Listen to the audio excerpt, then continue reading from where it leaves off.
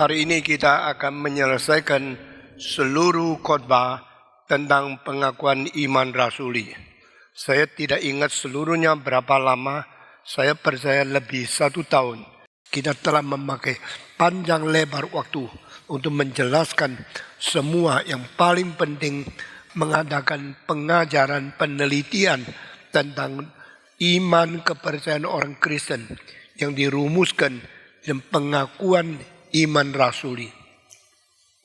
Menurut satu legenda, sebelum 12 murid keluar dari Yerusalem terakhir kali berkumpul sebelum pergi ke seluruh dunia untuk menjalankan amanat agung, maka mereka kumpul terakhir kali. Lalu mereka memberikan sumbangsi satu orang satu kalimat apa yang harus dipercayai oleh gereja di seluruh dunia.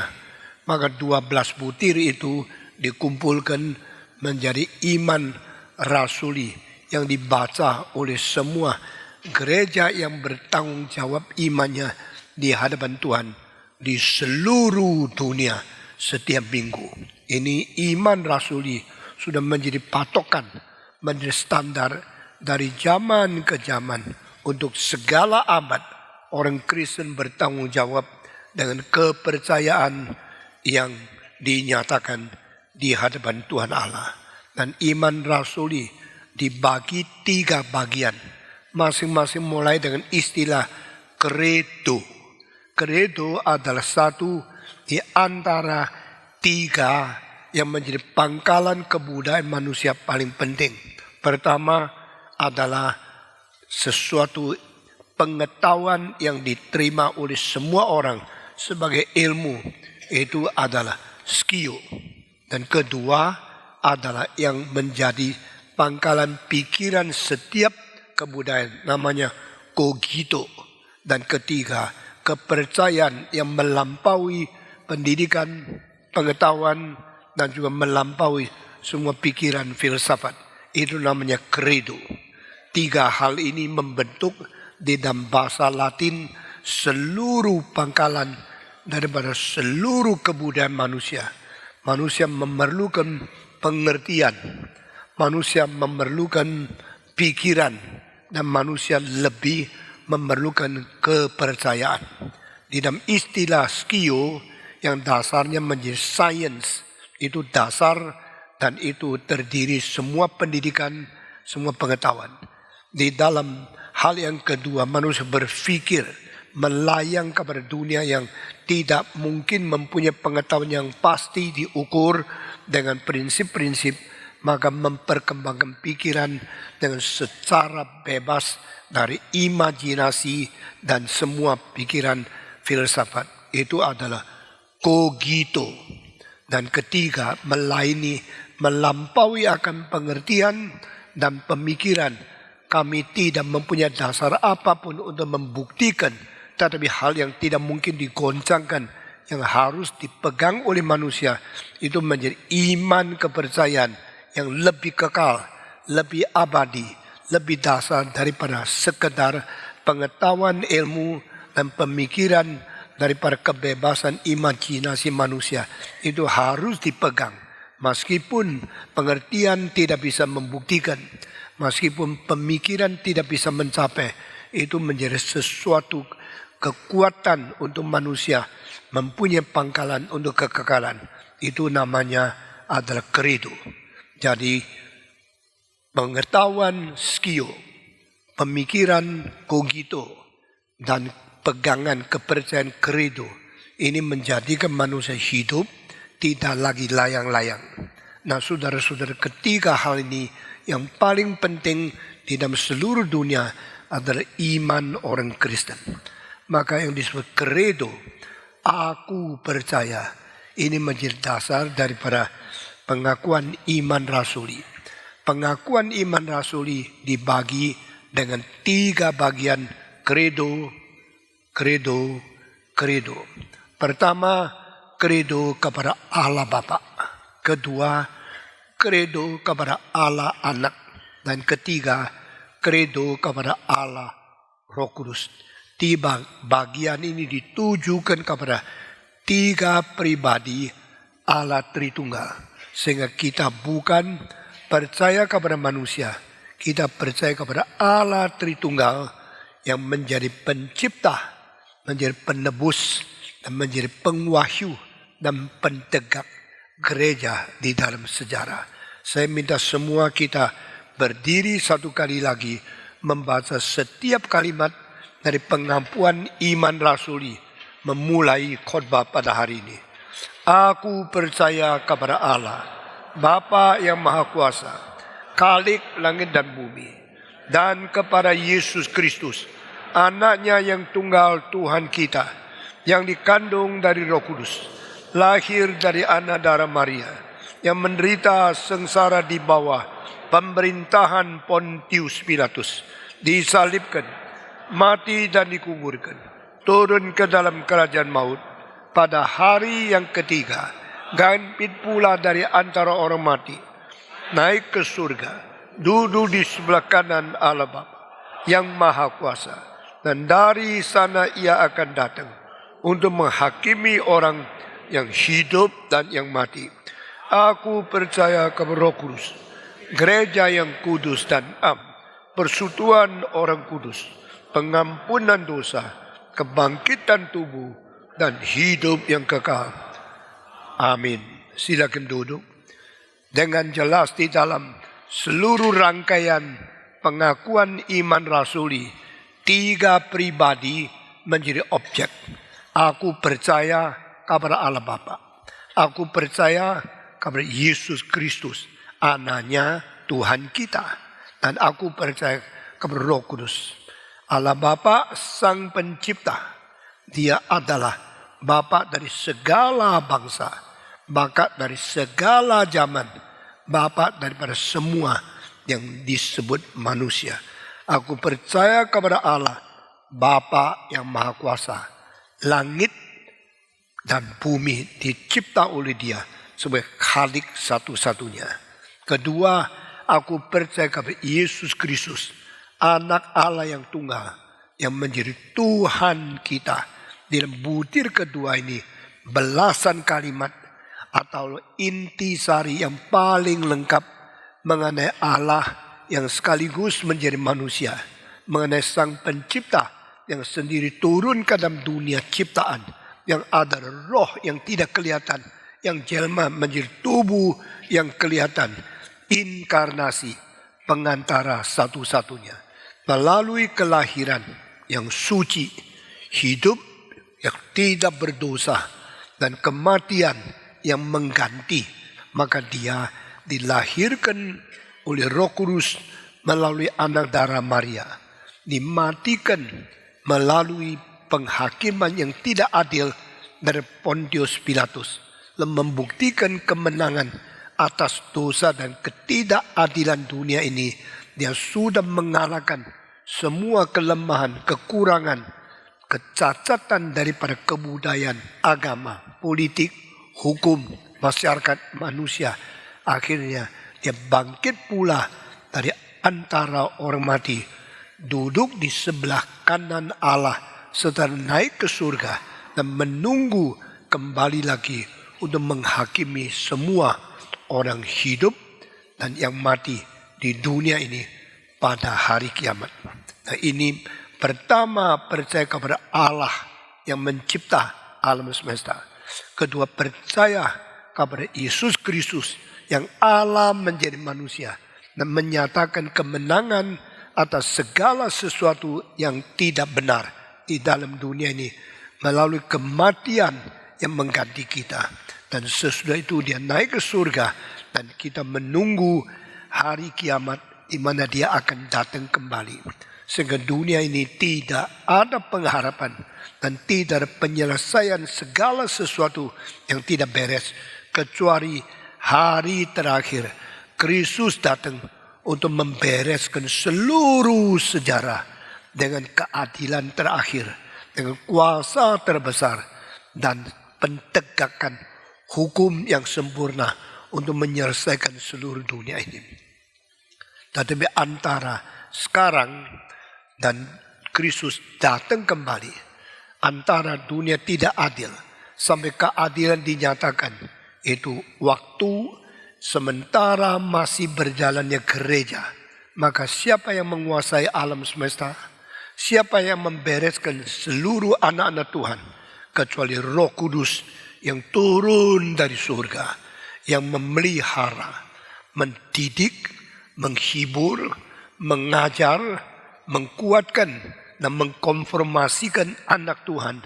Tetap ada pengharapan. Itu sebab aku percaya kepada Roh Kudus.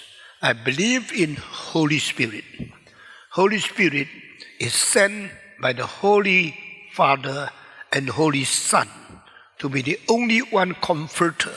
Dia adalah satu-satunya Parakletos, satu-satunya juru penghibur, satu-satunya yang mengkonfirmasi, memelihara, dan yang membimbing anak Tuhan di dunia ini menjadi umat yang bertanggung jawab kepada Tuhan dan umat yang mensaksikan kebesaran Tuhan sampai Yesus Kristus datang kembali.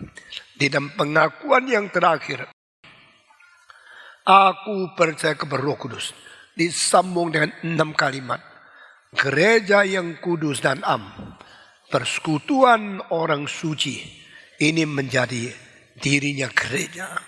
Gereja yang kudus dan am, karena penyucian dosa dan persatuan bangsa itu tidak mungkin dilakukan oleh semua politik, tidak mungkin dilakukan oleh semua agama, tidak mungkin dilakukan oleh manusia yang berdosa, tapi hanya mungkin dikerjakan oleh Allah sendiri yang ada roh, dan dia ada roh yang suci dan yang membersihkan dosa manusia, memberikan pengampunan kepada semua orang yang berdosa dan menjadikan mereka dikuduskan melalui iman kepercayaan kepada firman, dikuduskan melalui darah Kristus yang dicurahkan di atas kayu salib, dan dikuduskan melalui roh suci yang adalah Tuhan Allah sendiri. Manusia tidak mungkin mengkuduskan diri, dan tidak ada sesuatu unsur lain yang membersihkan manusia kecuali 3 hal yang tercantum di dalam kitab suci. Tidak lebih, tidak kurang. Yang membersihkan manusia hanya Roh Kudus, firman, dan darah Yesus. Semua 1, 2, 3, Roh Kudus, firman, dan darah Yesus Kristus. Yesus berkata, melalui ajaran yang sudah kuberikan kepada engkau, engkau sudah dibersihkan. Yohanes berkata, Yesus berdoa, kuduskanlah mereka dengan kebenaranmu. Firmanmu itulah kebenaran. Holy and sanctify them in your truth, and thy word is truth. Kebenaran itu menjadi kuasa pertama membersihkan manusia.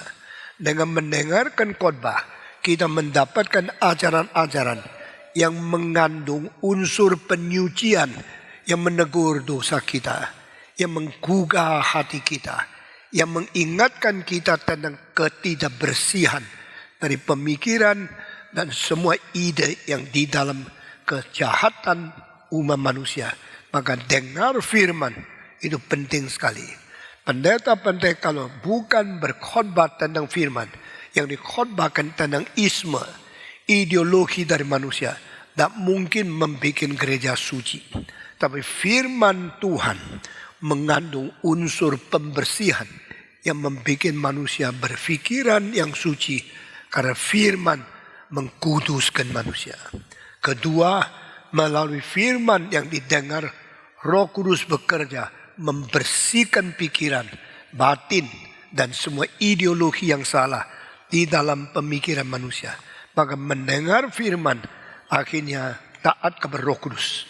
Roh Kudus yang mendampingi kesaksian yang diberikan oleh setiap hamba Tuhan, mengakibatkan kuasa pembersihan untuk membereskan ketidaksucian di dalam hidup manusia.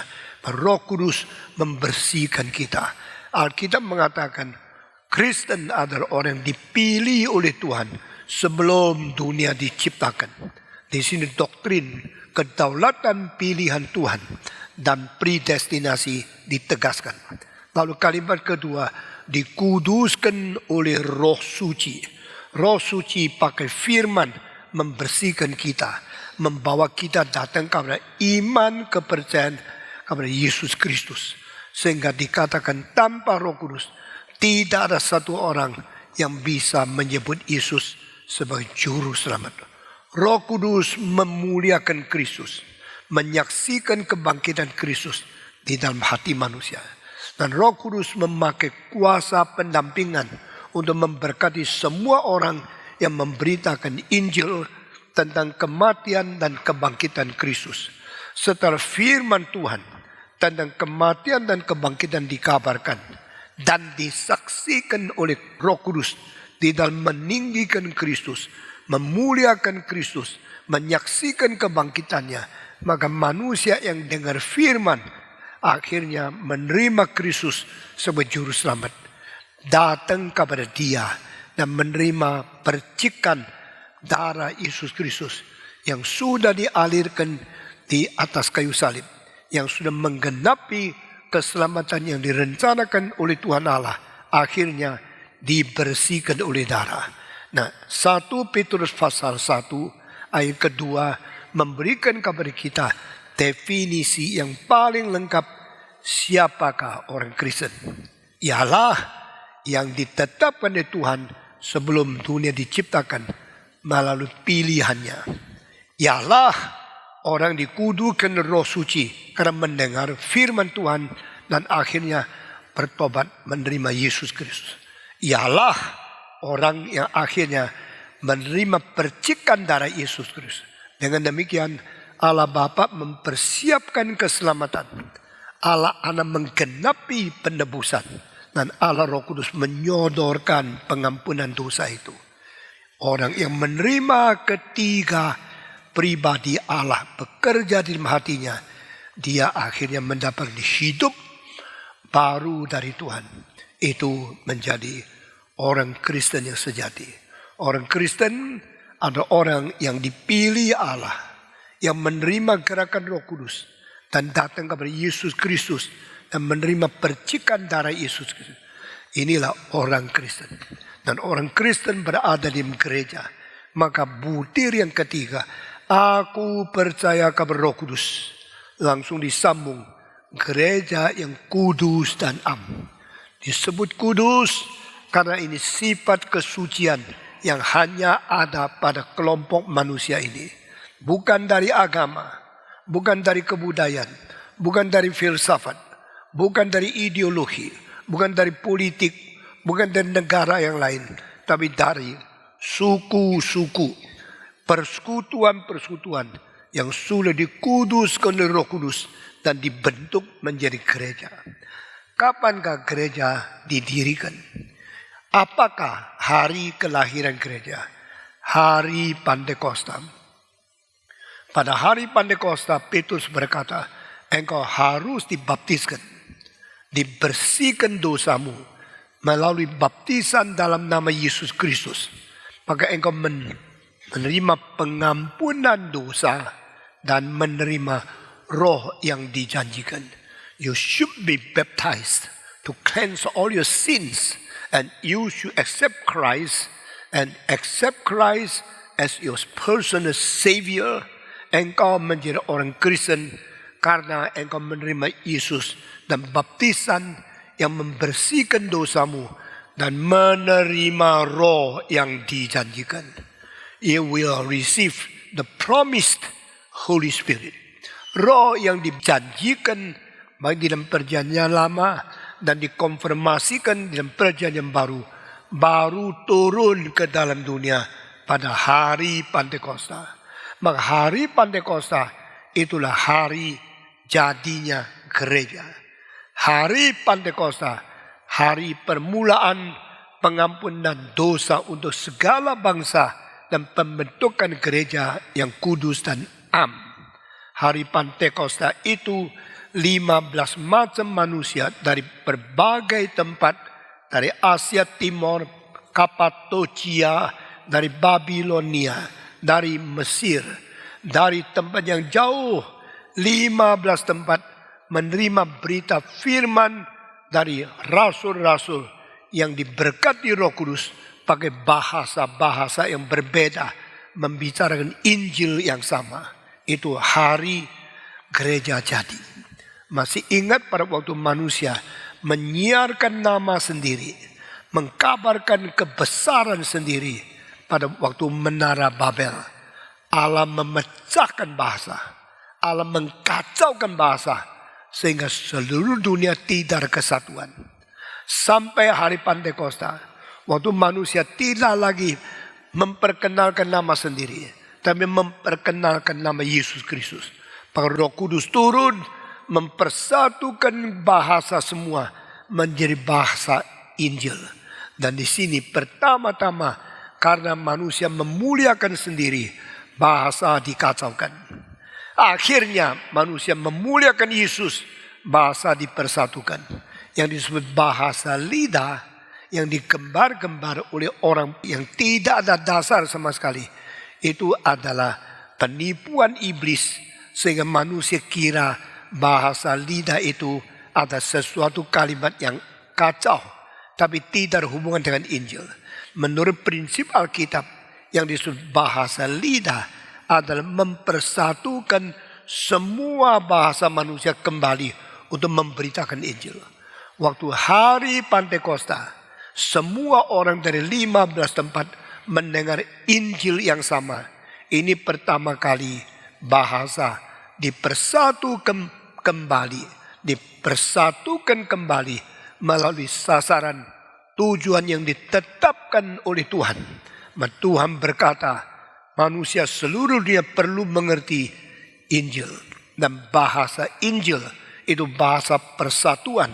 Sehingga pada waktu itu semua orang dari Kapadokia, dari Asia Minor, dari Eropa, dari Babilonia, dari Mesir, mereka dengar Injil tentang Yesus Kristus. Itulah bahasa satu-satunya.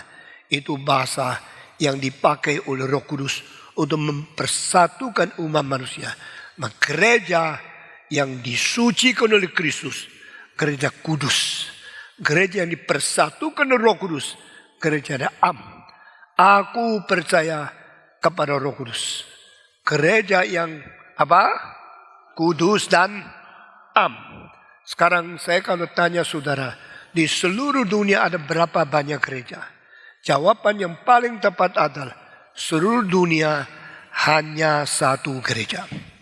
Gereja satu itu gereja apa? GRI bukan, Katolik bukan, Metodis bukan.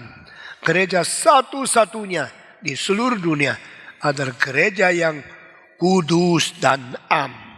Meliputi sebagian Katolik, sebagian Ortodoks, sebagian Syria, sebagian Injili, sebagian Karismatik, sebagian GRI, sebagian Anglikan, sebagian Baptis, sebagian Metodis, sebagian daripada Advent, sebagian daripada gereja yang lain yang sungguh-sungguh mempunyai kepercayaan dan pengakuan iman rasuli yang sama. Meskipun beda bahasa, beda bangsa, beda benua, beda provinsi, beda kebangsaan, beda kebudayaan, itu soal yang kecil. Karena saudara-saudara boleh tetap saudara asal mempunyai darah yang sama, meskipun berpakaian yang berbeda. Tidak penting. Gereja tidak peduli. Tidak bisa gereja menjadi satu di dalam wilayah yang sama, dalam bahasa yang sama. Itu mustahil. Karena manusia sudah begitu beragam. Akibatnya kecuali iman yang sama bikin kita bersatu. Tak mungkin kita dipersatukan di dalam bahasa, di dalam daerah, di dalam gedung. Maka aku percaya kepada gereja yang kudus dan am. Kudus sifatnya sama-sama disucikan oleh Roh Kudus. Sama-sama dibersihkan oleh darah Yesus Kristus. Sama-sama menjadi persatu. Karena firman yang kita percaya, itu namanya gereja yang kudus. Dan am berarti tidak beda lapisan masyarakat. Tidak beda gender daripada saudara laki atau perempuan. Tidak beda engkau bangsa Eropa atau Asia. Sebagaimana Paulus berkata, di dalam Kristus orang Yunani, orang Yahudi menjadi satu. Di dalam Kristus engkau laki, perempuan menjadi satu. Di dalam Kristus engkau menjadi tuan, menjadi budak, menjadi satu. Ini 3 perbedaan. Semua diseragamkan hanya oleh darah dan nama dan firman tentang Kristus. The word of God, the name of Jesus Christ, and the blood of the Savior. Saudara-saudara, sama seperti apa yang Tuhan Yesus berkata di dalam doanya, "Oh Bapa, persatukan mereka di dalam namamu. Persatukan mereka di dalam firman-Mu. Persatukan mereka melalui roh-Mu yang kudus." Nah, ini dasar persatuan firman Tuhan. Nama Yesus Kristus dan Roh Kudus mempersatukan kita. Akibatnya adalah apa yang terjadi pada waktu Injil berada di dunia. Tidak sampai 50 tahun. 1/4 manusia menjadi orang Kristen. Karena apa? Waktu itu Injil dikabarkan. Mengakibatkan yang tuan mencintai yang budak. Yang budak menghormati yang menjadi tuan. Mereka menjadi satu di dalam Kristus. Lapisan masyarakat dibuang. Dan perpisahan dari manusia dipersatukan. Kedua, orang Yahudi melihat orang Yunani saudara. Orang kafir melihat orang Israel saudara. Dipersatukan di dalam satu tubuh Kristus. Ini tidak ada lagi perbedaan akan bangsa-bangsa. Bukan saudara lapisan masyarakat dibuang. Perbedaan tidak ada. Bukan saudara bangsa-bangsa yang memisahkan manusia dibuang. Semua bersaudara dalam satu. Yang laki juga tidak menghina yang perempuan. Yang perempuan tidak didiskriminasi di dalam gereja. Jadi Paulus berkata, di dalam Kristus, entah laki, perempuan, entah tuan, budak, entah Yunani, Yahudi, semua menjadi satu. Nah saudara, ini pekerjaan siapa? Pekerjaan Roh Kudus. Karena Roh Kudus mengakibatkan gereja yang kudus dan am. Semua. Roh Kudus mengakibatkan gereja yang kudus dan am. I believe in the Holy Spirit. I believe in the Holy Catholic Church. Gereja yang kudus dan am. Sesudah itu kalimat-kalimat selanjutnya membiarkan kita mengerti apa akibat percaya kepada Roh Kudus. Persekutuan semua orang suci. Di seluruh sejarah, pada waktu gereja yang kudus dan am sudah terbentuk, sudah terjadi dunia, baru mungkin di negara apapun tidak ada beda masyarakat. Tidak ada beda lapisan. Tidak ada beda bahasa. Tidak ada beda gender. Maka laki bersatu dengan perempuan, Yahudi bersatu dengan Yunani, dan yang menjadi tuan bersatu dengan yang budak, yang kelas tinggi di masyarakat tidak lagi menghina kaum buruh di dalam masyarakat yang rendah. Seluruh dunia bersatu karena Yesus Kristus. Aku percaya kepada Roh Kudus. Aku percaya kepada gereja yang kudus dan am. Aku percaya persekutuan orang kudus. Pada waktu Yohanes mengatakan, jikalau engkau jalan di dalam terang, sebagaimana Tuhan berada di dalam terang, maka engkau akan bersekutu satu dengan lain. Dan darahnya akan membersihkan segala dosamu. Kalimat yang begitu singkat mengandung istilah yang paling penting. Gereja yang kudus dan am. Kalau engkau berjalan di dalam terang, sebagaimana Allah berada di terang, maka terang dan terang akan hidup di dalam persekutuan.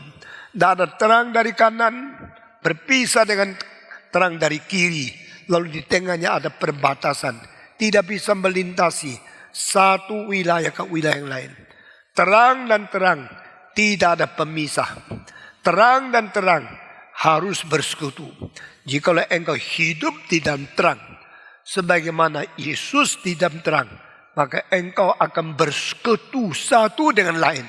Ini ajaran Alkitab. Persekutuan dengan Allah, ini satu persekutuan vertikal.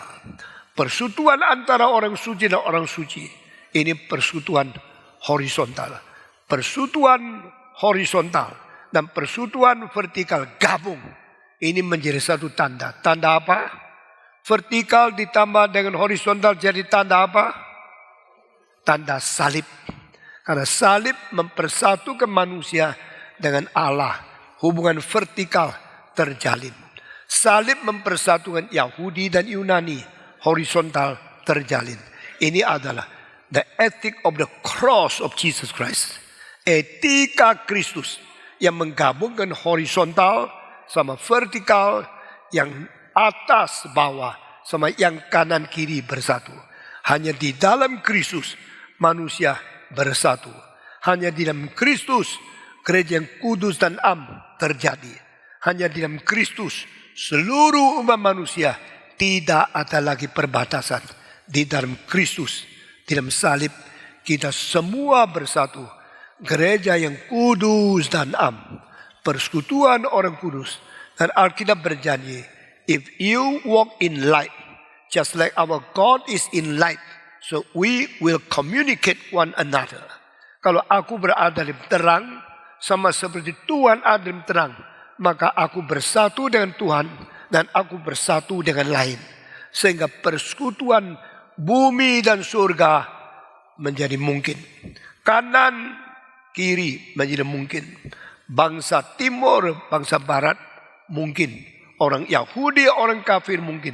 Semua menjadi mungkin karena satu titik. Titik pertemuan antara Allah dan manusia. Titik inkarnasi. Titik mediator. Titik Kristus menjadi pengantara. Yesus mempersatukan langit dan bumi. Yesus mempersatukan Allah dan manusia. Yesus mempersatukan yang suci dan yang najis. Yesus mempersatukan Yahudi dan Yunani. Yesus mempersatukan yang suci dan yang berdosa. Di dalam titik satu. Titik pertemuan di mana Allah bertemu dengan manusia. Surga bertemu dengan dunia. Timur bertemu dengan barat. Yahudi bertemu dengan Yunani. Orang perjanjian lama bertemu dengan orang perjanjian baru. Orang Kristen bertemu dengan orang kafir. Semua pertemuan di dalam titik satu yang menjadi rekonsiliator, yang menjadi mediator, yaitu Yesus Kristus. Saudara-saudara, Yesus adalah rahasia dari segala yang paling sulit kita mengerti. Yesus adalah perwujudan dari segala yang tidak mungkin kita mengerti. All the mystery will be manifested in the center point of the universe. Seluruh alam semesta mempunyai satu titik pusat, yaitu reconciliator point. Satu mediator point. Di dalam diri Yesus Kristus, seluruh dunia bersatu.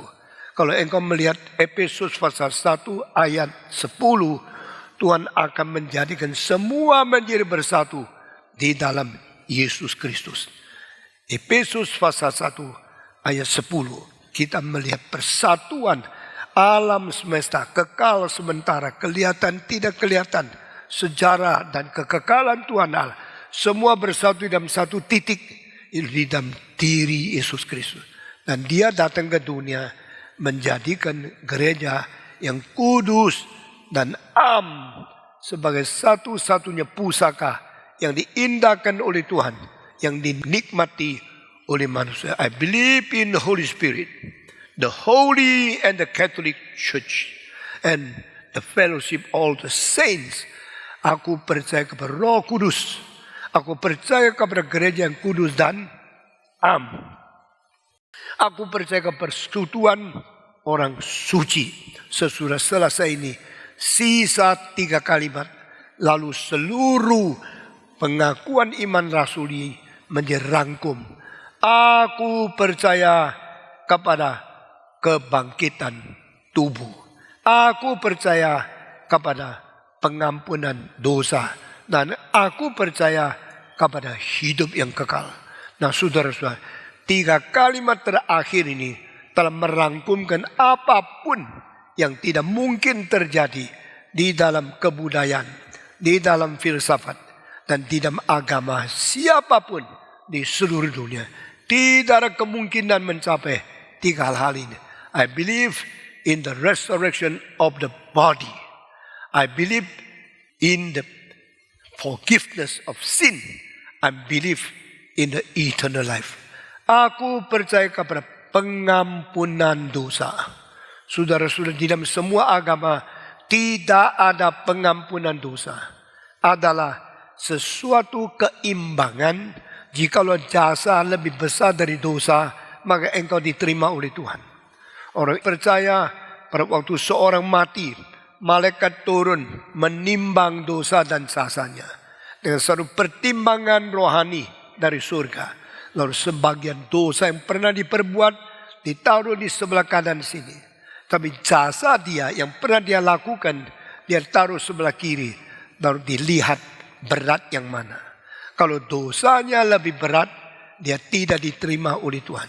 Kalau jasanya melebihi dosanya, dia diterima oleh Tuhan. Lalu ditanya, manusia sudah ada dosa, mungkinkah dosanya dihapus? Tidak ada pengampunan dosa, tidak ada penghapusan dosa. Tapi ada pertimbangan Tuhan. Maka dilihat jasanya berapa banyak. Lain dengan Yesus Kristus yang memberikan jaminan, percaya kepada aku, maka aku hidup, engkau akan hidup. Aku berada di Tuhan situ, engkau akan bersama dengan aku, bersama di situ. Saudara-saudara, Yesus mendoakan perampok yang bertobat di pinggir dia sebelum perampok itu mati. Dan berkata, hari ini aku pastikan aku dan engkau akan bersama dengan aku mendapatkan pesta di rumah Bapakku, di Firdaus. Yesus memberikan jaminan, Yesus memberikan janji, pasti engkau bersama dengan aku. Lain sekali sama pendiri agama yang lain. Ini perbedaan harus kita mengetahui. Orang Kristen tidak mempunyai kepercayaan yang hanya berdasarkan mudah-mudahan. Kita mempunyai jaminan pasti beserta dengan Tuhan waktu dia datang kembali lagi. Saudara-saudara sekalian, ini adalah hal-hal yang berbeda sama kita. Adakah pengampunan dosa? Adakah penghapusan dosa? Adakah penanggungan dosa? Ada yang mati menanggung dosa kita, lalu membersihkan segala dosa kita? Tidak ada.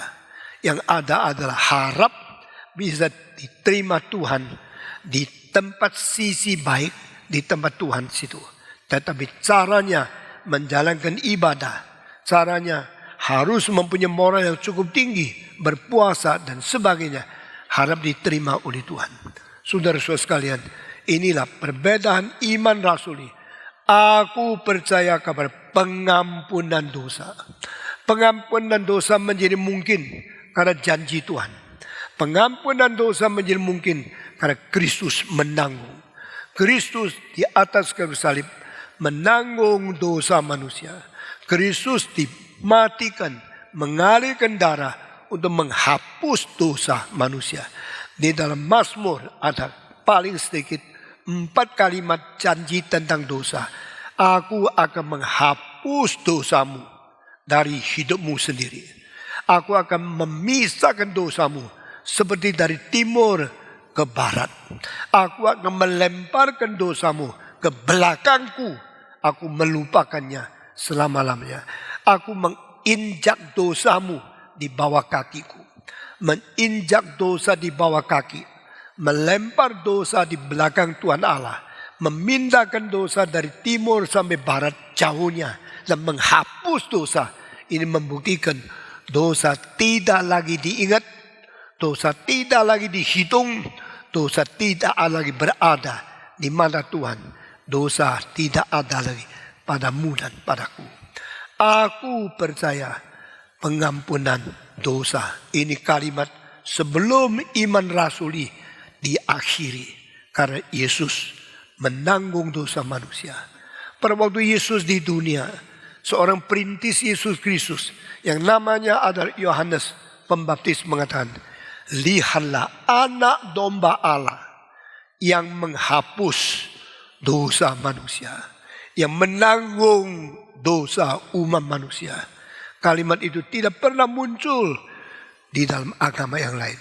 Kalimat itu menjadi ketepatan janji Tuhan. Seluruh perjanjian lama ada yang menanggung, ada yang menghapus, yang bereskan dosa umat manusia, yaitu Kristus yang inkarnasi, Tuhan menjadi manusia. Saya kabar Roh Kudus, gereja yang kudus dan am, persekutuan orang suci, nah disambung dengan aku percaya pengampunan dosa. Sesudah itu disambung dengan satu kali lagi, aku percaya kepada kebangkitan tubuh.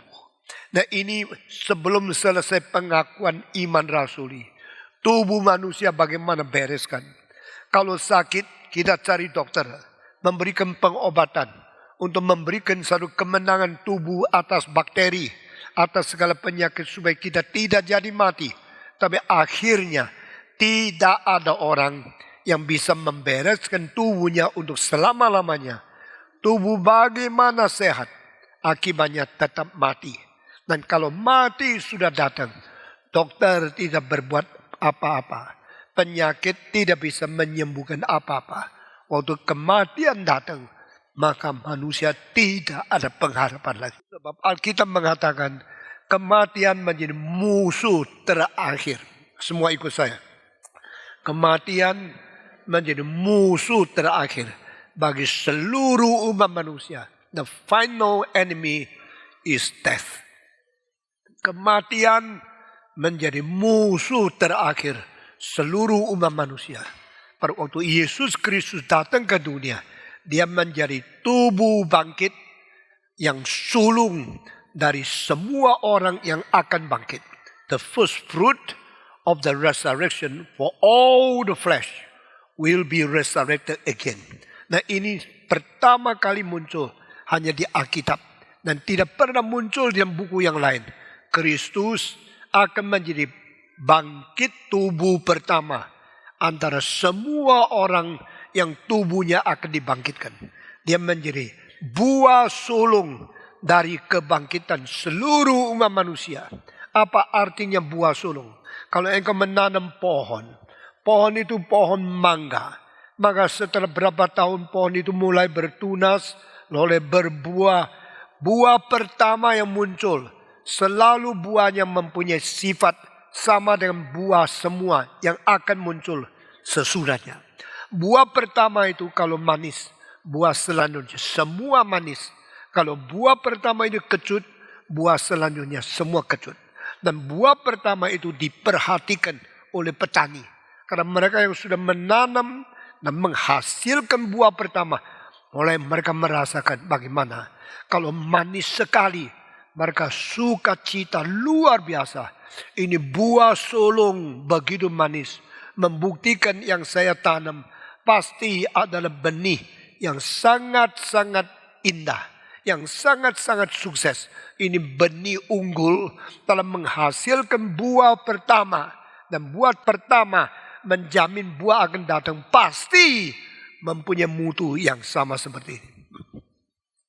Setelah buah pertama itu sudah dirasakan oleh petani, maka dia hatinya sudah mempunyai pengharapan, sudah mempunyai jaminan. Tidak usah takut karena buah pertama kalau sudah manis, yang lain pasti manis. Tidak lama kemudian mendadak banyak buah keluar waktu dirasakan. Semua rasa sama dengan buah yang pertama. Jadi buah sulung itu adalah jaminan pohon ini hidup. Buah sulung adalah jaminan jenis daripada pohon ini baik. Buah pertama adalah sesuai jaminan pasti buah selanjutnya akan banyak. Karena buah sulung menjadi jaminan pertama. Siapakah buah sulung kebangkitan? Yesus Kristus. Waktu Yesus Kristus mati, maka Tuhan Allah menunggu dia bangkit. Kalau Yesus sudah bangkit, Tuhan melalui kebangkitan Yesus sebagai buah sulung kebangkitan, menjamin seluruh umat manusia dengan janji engkau akan bangkit seperti dia. When Christ resurrected, he is the assurance and he is the sign that all people who will be resurrected should be according to the same kind, the same level, same maturity like Jesus Christ. Itu sebab Yesus Kristus sudah bangkit, dia akan menjadi buah sulung dari segala manusia yang bangkit. Dengan 5 jaminan, 5 perubahan yang tercantum di dalam 1 Korintus pasal 15. Saya sekarang menyebut 5 jaminan, 5 perubahan. Pertama, waktu Yesus bangkit, maka perubahan pertama terjadi, yaitu yang sementara menjadi yang kekal. Semua 1, 2, 3. Yang sementara menjadi yang kekal. Tubuh kita ini berapa panjang umurnya? Sementara. Puluhan tahun selesai. Tidak ada lagi. Bagaimana sehatnya. Bagaimana gemuknya. Bagaimana hebatnya. Saudara-saudara, tubuh manusia itu sementara saja. Bisa 100 tahun, bersyukurlah. Bisa 200 tahun, ajaiblah. Bisa 300 tahun, tak mungkinlah. Bagaimanapun tubuh ini sementara. Sesudah sementara selesai, berhentilah fungsi tubuh, keberadaan daging. Lalu orang paling sehat waktu mati menjadi tidak sehat. Karena sementara. Tetapi kalau sudah bangkit, lain. Tubuh sementara melalui kebangkitan berubah menjadi tubuh yang kekal. Lalu terus menerus hidup berada dalam tubuh itu. Tak ada kematian lagi. Saudara-saudara, antara hidup dan hidup ada beda kuantitas. Antara hidup dan mati beda kualitas. Yang hidup itu hidup. Yang mati itu mati. Kalau hidup itu masih bisa dipegang, dijabat tangan, disayang, dicium. Kalau sudah mati, hari pertama mungkin masih mau cium mayat. Hari kedua mulai rasa bau. Hari ketiga tak mau cium mayat. Adakah suamimu sudah mati 3 hari engkau masih cium-cium dia? Coba kalau ada angkat tangan. Saya akan membuktikan tidak ada satu. Saudara baru mati setengah jam, engkau masih cium-cium dia. Baru tabrakan, engkau masih cium, kok engkau mati. Tapi saudara, 6 jam lagi, baunya mulai lain. 12 jam lagi, air mulai keluar, airnya warna kuning. Lalu baunya luar biasa jeleknya. Kalau sudah 24 jam, dagingnya mulai peleteri. Sehingga kulitnya itu mulai hancur, daging menjadi satu persatu pecah. Lalu pelan-pelan sudah lepas, dia dalam 24 jam. Engkau tidak lagi lihat daging yang utuh. Tidak lagi melihat kulit yang campur. Engkau melihat sebagian tulang keluar. Dan baunya luar biasa. Sudah 24 jam kelihatan tulang. 44 jam engkau melihat banyak itu.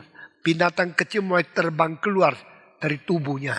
Lalu engkau melihat ulat-ulat mulai keluar dari lubang hidungnya. Dari kanan ke kiri. Lalu dari kiri keluar ke kanan. Lalu dari lubang hidung ke mata. Dari mata keluar dari kuping. Engkau mulai takut luar biasa. Lalu sudah 48 jam. Lalu sudah 72 jam. Engkau melihat banyak binatang terbang. Daripada tubuh yang sudah rusak menjadi tengkorak. Lalu engkau tidak mungkin masih sayang dia, cium dia, tidak. Engkau sudah cepat tutup peti. Ini sekarang sudah bukan manusia. Ini mayat yang siapapun takut melihat. Semua lari, semua pergi. Tutup peti. Dibikin cat yang bagus. Dikasih skrup. Lalu ditulis tulisan yang indah-indah. Sesudah itu tidak lagi simpan di rumah. Dibawa ke kuburan. Ditanam di bawah tanah. Ditutup dengan itu. Lalu engkau sudah selesai bikin bagus kelihatan. Tapi engkau orangnya pergi. Meninggalkan dia. Adakah yang sudah mati ikut kubur? Sedikit. Bukan tidak ada. Itu di India ada biasa membunuh istri yang hidup. Supaya dikuburkan hidup-hidup dengan istri. salah satu musik daripada seorang namanya Rachmaninov menuliskan bagaimana orang India mengkuburkan mayatnya, lalu istrinya ditutup. Ini dia punya lagu mengeri, tam tim tim tam tim tim tam tam tim tim tim. Dengar musik saja mengerikan dia punya badan. Di Mesir ada orang yang dipaksa harus kubur dengan Firaun. Karena yang membuat kuburan Firaun itu harus mengetahui rahasia pintu di mana. Dan kalau orang itu masih hidup, bisa memberitahu bocoran kepada orang lain, maling akan datang mencuri semua barang yang mahal di dalam kuburan Firaun. Maka orang yang bikin kuburan Firaun, pada waktu mereka sudah selesai, beberapa hal yang dilakukan, lidahnya dipotong supaya tidak bisa ngomong. Rahasia diketahui. Kedua yang paling penting, dikubur bersama dengan Firaun. Dengan batu ratusan ton yang tutup, dan tidak mungkin keluar. Kasih makanan berapa puluh hari, dia masih boleh makan di dalam. Sesudah habis makanan, dia mati bersama Firaun. Karena tidak boleh bocor rahasia itu. Nah, orang yang dikubur hidup-hidup, mati beserta kuburan, mati beserta mayat, itu sangat menakutkan. Karena dengan mata mereka sendiri, melihat sendiri pelan-pelan mati di dalam. Dan mata sendiri melihat pelan-pelan tubuh Firaun jadi mayat, lalu ular-ular keluar. Mereka tidak bisa lari, mereka tidak bisa lepas, tidak bisa keluar. Hanya nasibnya harus mati bersama di dalam. Dan tubuh yang sehat akan menjadi rusak. Tubuh yang mortal tidak mungkin menjadi immortal, akan menjadi rusak, menjadi bau. Dan tubuh yang hidup menjadi mati. Ini adalah kematian. Tapi saudara-saudara, waktu Yesus bangkit kembali, 5 perubahan terjadi. Pertama, yang tadinya sementara menjadi tubuh yang kekal. Kedua, tubuh yang lemah menjadi tubuh yang sehat dan sangat kuat luar biasa. Ketiga, tubuh yang bisa rusak menjadi tubuh yang tidak rusak-rusak. Keempat, tubuh yang mempermalukan menjadi tubuh yang mulia luar biasa. Kelima, tubuh duniawi menjadi tubuh surgawi. Ini 5 perubahan yang dijanjikan oleh kitab suci. Saya mengulangi, lalu kita semua mengulangi satu kali.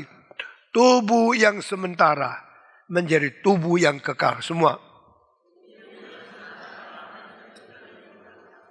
Kedua, tubuh yang lemah menjadi tubuh yang kuat. Semua. Ketiga, tubuh yang bisa rusak menjadi tubuh yang tidak akan rusak. Semua. Tubuh yang bisa rusak menjadi tubuh yang tidak akan rusak untuk selama-lamanya. Keempat, tubuh yang mempermalukan menjadi tubuh yang mulia. Semua. Tubuh yang memalukan menjadi tubuh yang mulia. Keempat, tubuh duniawi menjadi tubuh surgawi. Semua. Tubuh duniawi menjadi tubuh surgawi. Kalau engkau membayangkan 5 perubahan lagi, engkau langsung mengerti apa namanya pengharapan hidup di dunia ini. Kalau tidak ada Kristus yang bangkit, tidak ada catatan ini, tidak ada janji ini, dan tidak ada pengharapan ini. Tapi Paulus berkata, jikalau Yesus tidak bangkit, yang kau percaya adalah sia-sia. Jikalau Yesus tidak bangkit, yang kami beritakan adalah sama sekali tidak berguna. It will be no hope, will be meaningless if Jesus is not resurrected. Tapi karena Kristus sudah dibangkitkan, yang kita percaya menjadi sejati, yang kau imani itu menjadi sungguh-sungguh, yang diberitakan menjadi fakta. Kita bersyukur kepada Tuhan. Aku percaya kepada pengampunan dosa. Aku percaya kepada kebangkitan tubuh.